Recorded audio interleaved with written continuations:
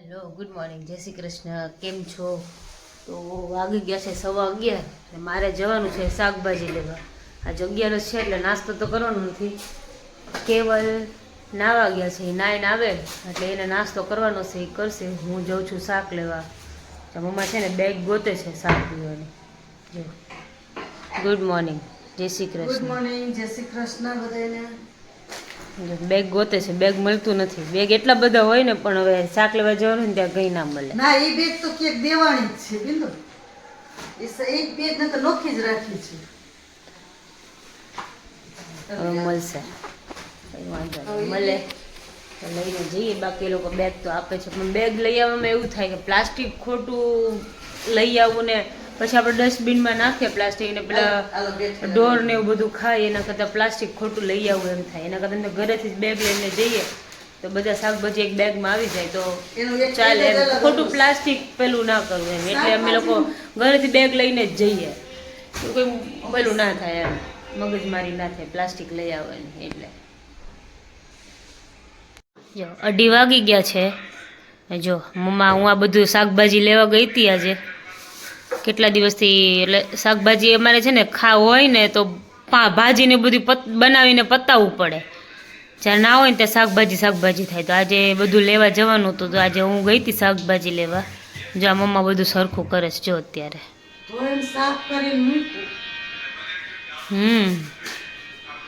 Fruit ને શાકભાજી ને બધું ધોઈ સુકાવ્યું, હવે મૂકે છે. સુવાનું કીધું ને તો સુવું નથી અત્યારે. આ એક ઠેકાણે થઈ જાય ને વસ્તુ મુકાઈ જાય, શાકભાજી બધું એમ. ક્યારે સુવાનું છે તો હવે? હવે મૂકીને બસ થઈ જશે. 6 વાગી ગયા છે અને રસોઈ બનાવવાનો ટાઈમ થઈ ગયો છે. આજે તો પપ્પાય ઘરે છે. જો શું બનાવશું રસોઈમાં? એ તો હજી કઈ નક્કી જ નથી કર્યું રસોઈ શું. તાર પપ્પાને જે ખાવું હોય તો એ કે નહીં બનાવે. શું ખાવાનું છે પપ્પા બોલો? અમારી ઘરે છે ને રોજની મગજમારી કે રસોઈ શું બનાવવાનું. બધાને પૂછીએ ને પછી છેલ્લે મને પૂછે ને એટલે હું એમ જ કહું ખીચડી કઢી, કે મને બહુ ભાવે ખીચડી કઢી.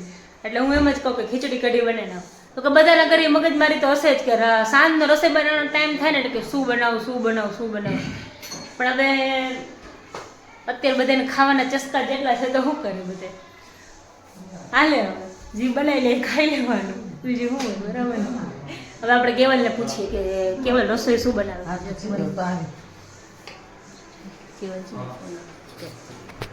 કેવલ શું રસોઈ બનાવી છે? ઓમ તારે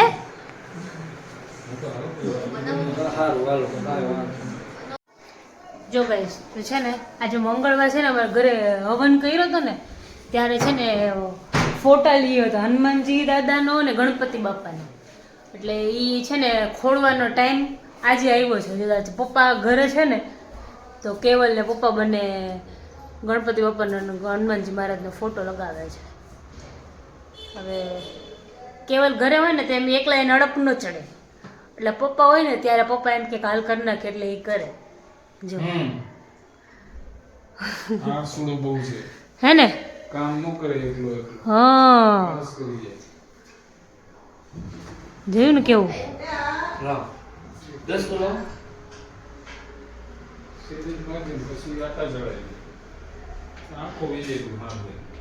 તો લાવો ને ડિસમિસ લાવો, આખું જ નાખ દો ડિસમિસ મારી લાવો.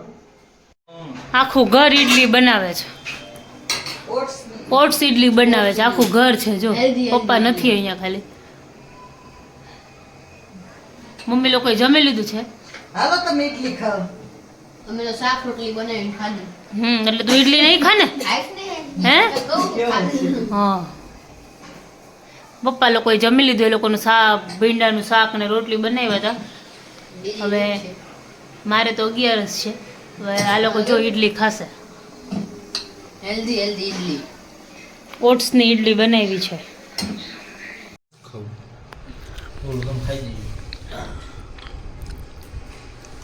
કરાય ચારા ઈડલી ના. મારી તો બની લે. આ ધંધીનો જ ન કરાય. એટલે આને તો સમય આવે છે. હું તો કામ હારા થાય. કર્યો કે ચીલા આપણે પેલા ચીલા બનાવીએ ને એ મસ્ત રહે. બનાવે ને ઓટ્સના ચીલા ઈ મસ્ત લાગે. આ ગળે નથી લોંદા જેવી લાગે ને નહીં. જાજો સોસ લે ભાઈ એટલે તો એનો તો થોડો સ્વાદ આવે. બીજો તો કોઈ સ્વાદ જ નથી આવતો એમાં. બોલા કે દીક્ષા પડી ખાઈ જાવ. મહેનત પાણીમાં ગઈ ને એવું કાંઈ શીખવા મળ્યું. ઇડલીની મહેનત પાણીમાં ગઈ.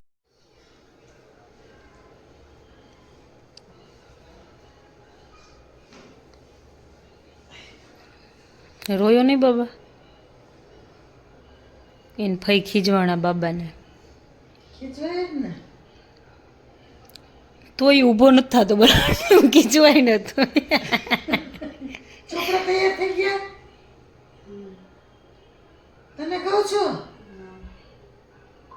હા એ તાર મમ્મીને તો પૂછી જો શું થયું આવ્યું કે નહીં બિચારીને યુટ્યુબ નથી જો guys, મારી ફ્રેન્ડે કર્યા હોય બાબાને રોવું આવ્યું આજે બહુ બધું. બાબાને રોવું આવ્યું આજે. આવું છે ને નીચે ઉતર પપ્પા આવ્યા છે, પપ્પા બહાર ગયા હતા, પપ્પા આવ્યા ને જો લઈ આવ્યા છે બદામ શેક. નક્કી હશે બદામ છે કે લસ્સી. હા, જોઈને ખબર નથી પડતી બદામ શેક છે કે લસ્સી છે. પપ્પાને પૂછી લે, પપ્પા શું છે? ફ્રૂટ સલાડ છે, ઉપવાસનું સ્પેશિયલ બનાવેલું. Fruit salad.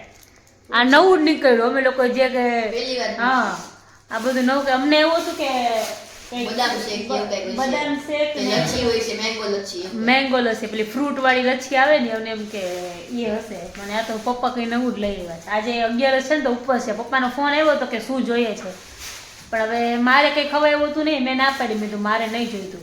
તો પપ્પા આ નવું લઈ આવ્યા કંઈ. પપ્પા ક્યાંથી લઈ આવ્યા? શ્રીનાથ. શ્રીનાથમાંથી લઈ આવ્યા છે. ફોટો લગાવતા ને જો ગણપતિ બાપાનો ફોટો લાગી ગયો છે. હનુમાનજી બાપાનો છે ને બહાર લગાવ્યો છે. હનુમાનજી દાદાનો બહાર લગાવ્યો છે ફોટો. જો બધા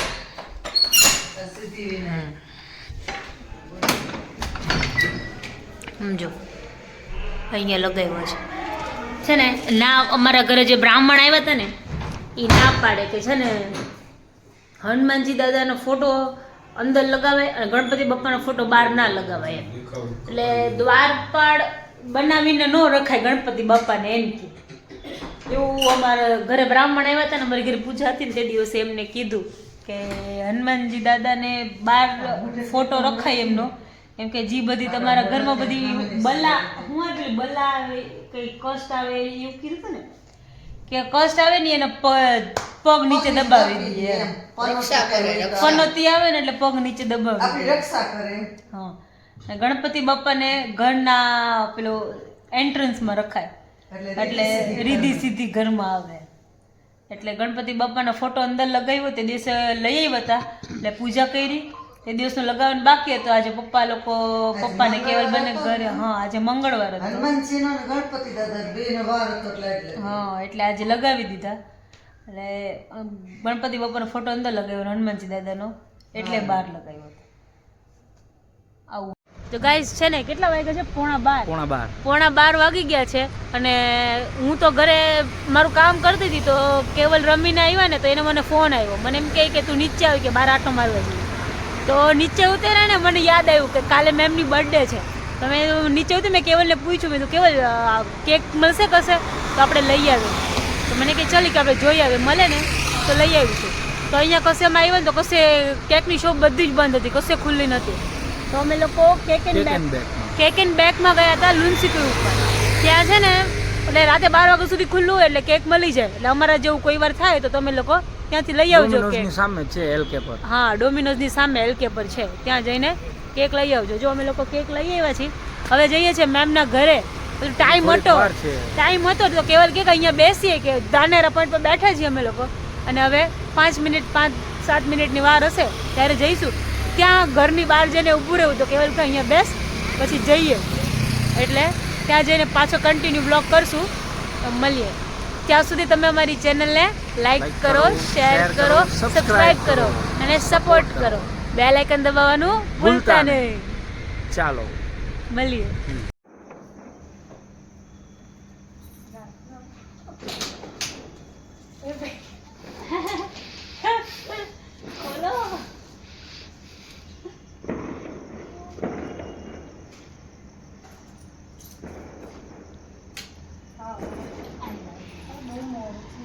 હેપી બર્થડે મેમ.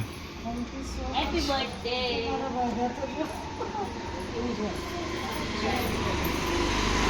આજે છે ને એમની બર્થડે છે, જો અમને તમે કીધા હતા ને, જો ચલો Mindu. Thank you so law much. ત્યાં રાખે તો ત્યાં રાખે.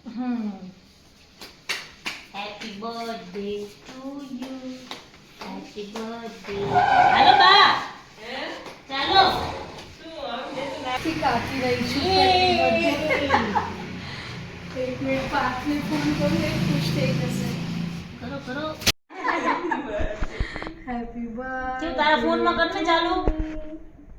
Thank you darling. Thank you so much. બોલ. દર વખતે રુચિ હોય કોઈને કોઈ હોય. વાગી ગયા છે 1:30 અને અમે લોકો આવ્યા ઘરે. એક કામ હતું, કેવલ એટીએમમાંથી પૈસા લેવાના હતા, તો એટીએમમાંથી પૈસા લીધા, પછી ઘરે આવ્યા. અને સાહેબ જો પાણી બાણી ઘણી હજી નાસ્તા પાણી તો ચાલુ જ છે. જો કેવલ છે ને લઈ રહ્યો છે બધું. જો અમારી ઘરે 1:30 વાગે તો 1:30 વાગે, 2 વાગે બે નાસ્તા પાણી ચાલુ જ હોય. સીતાફળ તો હારા. બધું સારું જ છે, આપણે ક્યાં કંઈ ખરાબ છે.